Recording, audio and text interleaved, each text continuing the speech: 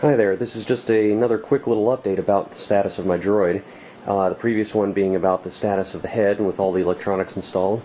I've gotten a little bit more of the radio controlled equipment installed and finally installed into the interior of the droid's torso.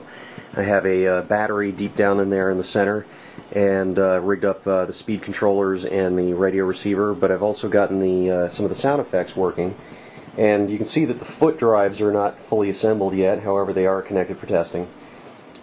Several of the sound effects are up and running. This can be demonstrated this way here. As you can see, there's a set of speakers mounted down below which enable this. I also have a sound effect to help get people out of the way when I'm moving through a busy convention. And of course there's also the ubiquitous cantina dance.